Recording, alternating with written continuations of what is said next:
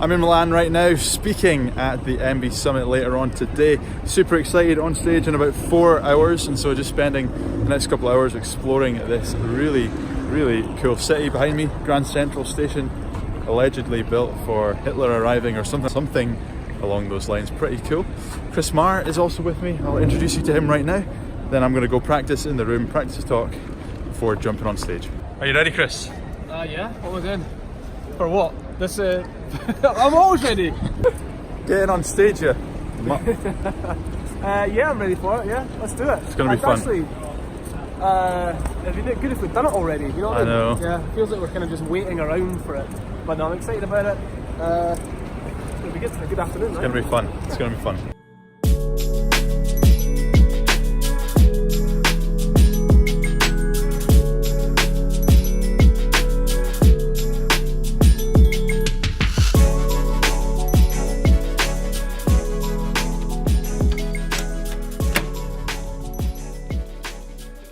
Back in the hotel room, on stage now very shortly, but I wanted to come back here and just have one quick rerun, maybe 2 quick reruns of the talk before I go on stage, just to make sure I'm 100% comfortable, 100% happy with it. Now, if you watched my Prague video when I went to Prague to speak there, you'll know that this is my stage. So I like to stand on the bed in the room and use the bed as the stage and pretend and practice my talk in here.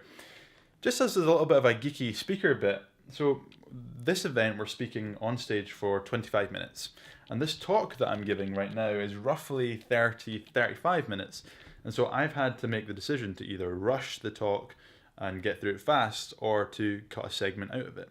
And so I've decided to cut 6 or 7 slides out of the talk, which my talk is essentially made up of 3 different segments, and so I've just taken one segment out and the talk will run smoothly. So that should hopefully get me within that 25-minute bracket. And that comes from my speaker training. We've been taught to create talks, and not to create talks actually, is to create segments. So a segment might be a 5-minute piece, a segment might be a 20-minute, 30-minute piece, but those segments are things that are interchangeable. So if I get asked to speak on stage for an hour, I just slot in an hour's worth of segments. If I get asked to speak on stage for 15 minutes, I just remove them all and just leave one 15-minute segment. And it just makes the whole process of creating slide decks and creating talks so much easier and faster.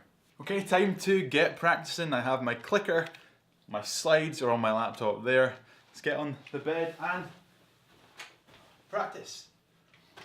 So by a show of hands, who here can say that they have thought about creating video content online? That's rehearsing done, heading downstairs now. Chris is on first, then it's me. Agreed. See us nodding our heads. Should all be nodding. We've all buy things, don't we? Yeah. We're all consumers. So in other words, can people find you when they've never heard of you before? They're not searching for your name, your product, your brand. Because if you're not trying to win the 0 moment of truth, you're losing customers that you never even knew that you had the chance to get. So Chris has just been on. I'm leaving my hotel room now. I'm on stage in 30 minutes and I'm feeling good for this now. I was a little bit nervous before, but I'm feeling good, feeling pumped. Excited to get on stage, excited to get this done.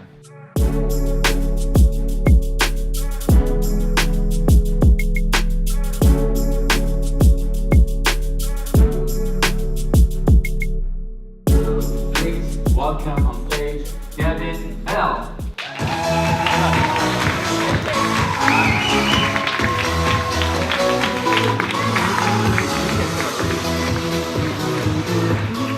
Who here consumes video content online?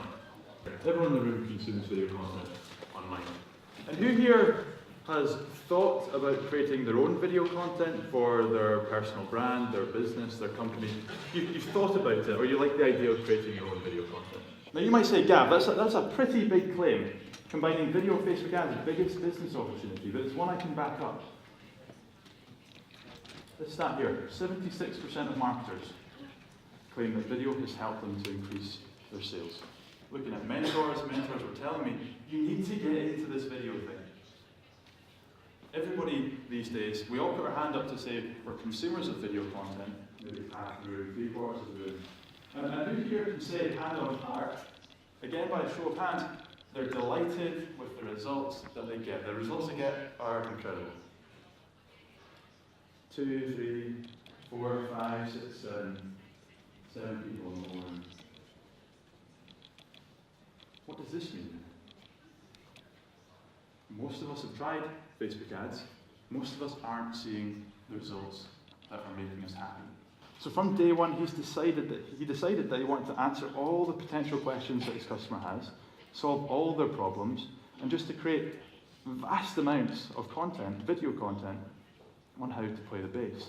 Now, when Scott first started this journey, he was by no means an expert in creating video. He probably had the excuse that he didn't have the time either. He probably didn't have the equipment. In fact, I think he started from his phone too. But just trying to provide as much value as possible. And I'm going to walk you through the strategy that we use with Scott, not just in his content creation, but what we do with Facebook and ads that turns that attention, those views that he gets in his videos, into actual revenue, which is monitoring every single video you post.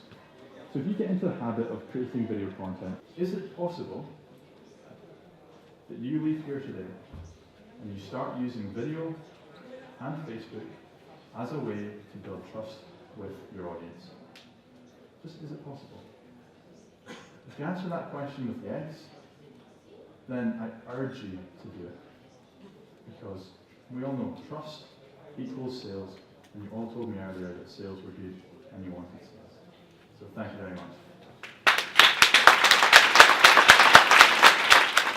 And that is a wrap, just off stage at the Marketing and Business Summit. That has been a really, really good event. Marco and Valentina, the two people that have put it on, have done a great job filling that room of 500 people and making us speakers, especially us from the UK, feel so welcome here in Milan. First ever time here in Italy. Really, really enjoyed it. It's been a long day. I'm tired. Fly back to Edinburgh tomorrow. So there's one thing I need to do, which is this. Night.